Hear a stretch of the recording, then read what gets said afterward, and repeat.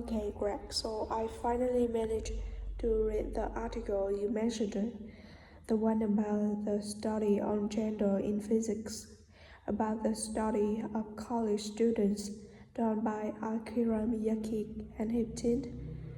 Yeah, I was interested that the researchers were actually a mix of psychologists and physicists. That's an unusual combination. Yeah, I got a little confused at first about which students the study was based on. They were actually measuring in physics. They were measuring in what's known as the STEM disciplines. That's science, technology, engineering, and math. Yes, but they were all doing physics courses as part of their studies. That's correct.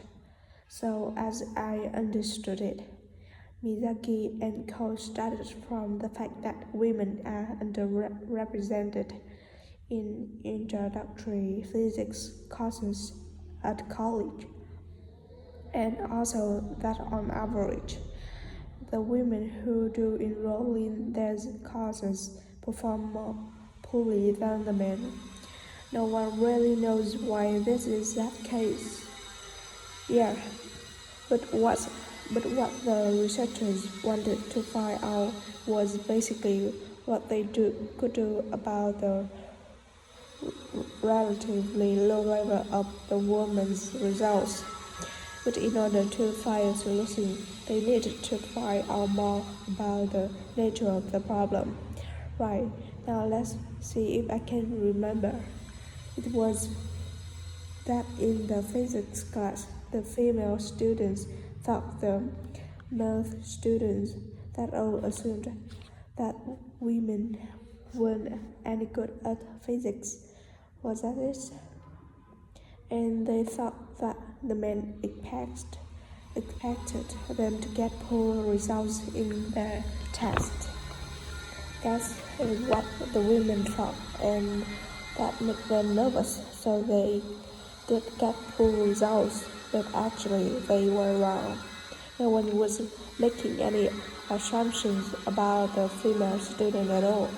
Anyway, what Miyake team did was quite simple, getting the students do some writing before they went into physics class. What did they call it? Value affirmation. They had to write an essays focusing on things that were significant to them, not particularly to do with the subject they were studying, but more general things like music and people who mattered to them. Right, so the idea of doing the writing is that this gets the students think in a positive way, and putting their thoughts into words can relax them and help them overcome the psychological factors that lead to poor performance. Yeah, but what the researchers in the study hadn't expected that was that this one activity raised the woman's physics rate from the C to the B rate, a huge change. Partly it was to an A, but still, no, but it does suggest that the woman was seriously underperforming beforehand in comparison with men. Yes, Mayu Miyake article left a lot of details. Why did the studies do the writing just one or several times?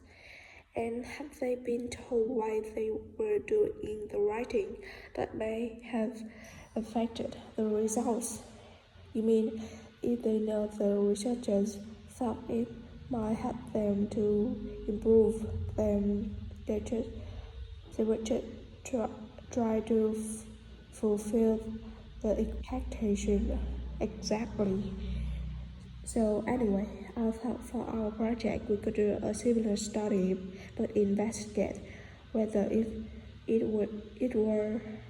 really was the writing activity that had that result. Okay, so we could ask them to do a writing test about something completely different, something more factual, like a general knowledge topic, maybe.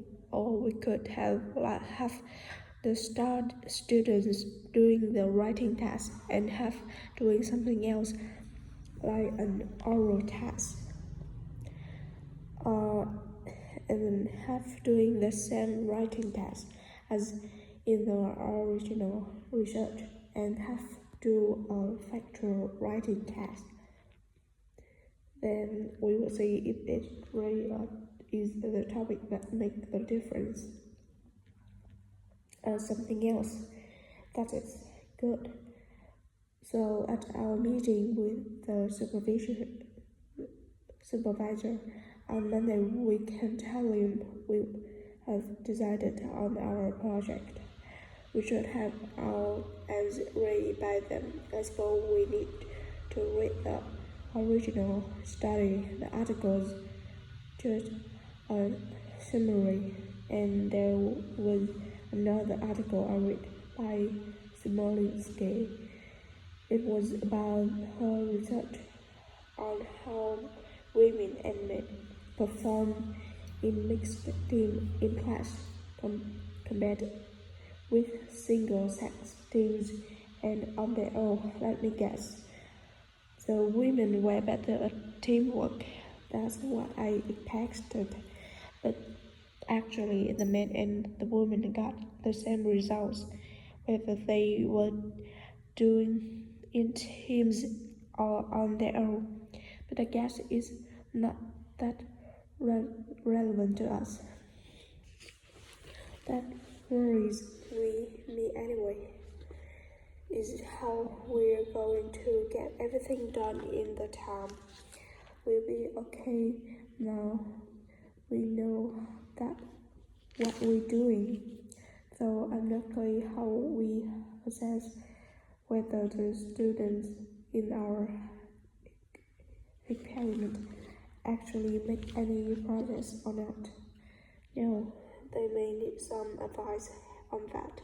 The main thing is to make sure we have the right size sample, or too long or too much small. That shouldn't be difficult, right? What do we need to do next? We could have a look at the table tab for the science classes, or perhaps we should just make an appointment to see one of the science professors. That would be better.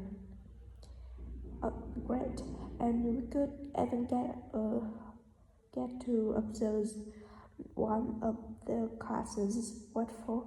Well, okay, maybe let's just go with your idea, right? Well.